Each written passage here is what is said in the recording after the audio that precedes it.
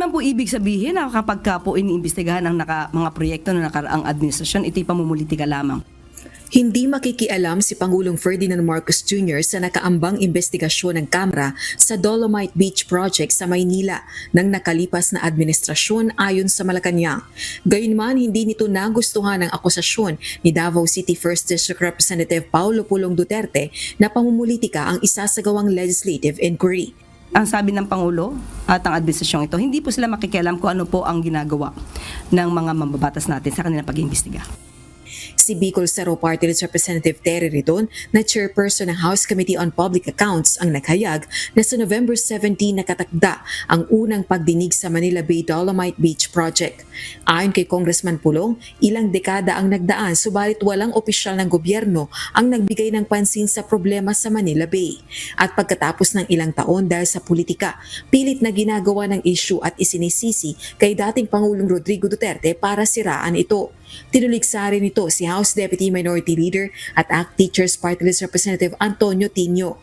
Giit nito, huwag magpanggap na champion ng transparency kung pamumulitika lang ang habol. Kung totoo rin anya ang hangaring accountability, dapat simulan sa sarili at sa mga umano'y pinagsilbihang may bahid ng korupsyon.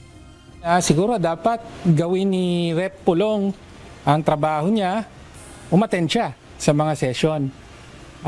Baka kung ma-attend siya, makikita niya kung ano yung ginagawa natin sa paniningil sa Marcos Jr. administration mismo at kay Pangulong Marcos mismo, no, bilang pangunahing responsable sa mga budget na kinurakot.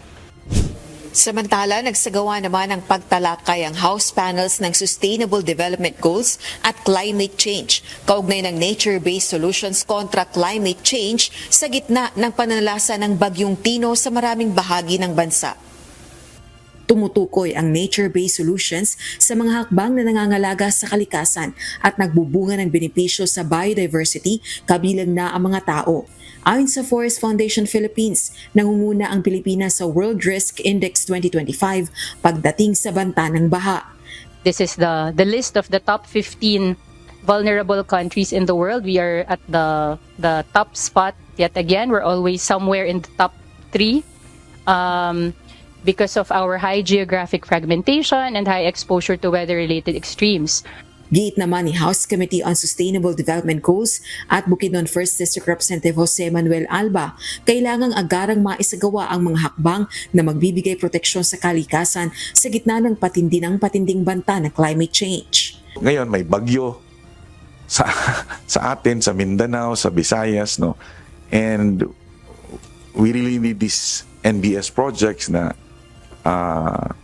masimulan kasi it will really help the different communities, especially at the local level. We really need to champion this in our respective LGUs. Ang pinakamalaking tulong talaga ay yung tunay na disaster preparedness na hindi nakasalalay sa flood control projects na nananakaw lang, kundi dun sa mga nature-based solutions. Pagtatanggol at proteksyon ng ating kalikasan, pagtitiyak na ready ang ating mga communities pagdating sa disaster preparedness, yung climate mitigation measures natin. Rosalie Coz, UNTV News and Rescue. Diyos ang aming sandigan, serbisyo publiko ang aming pinahahalagahan.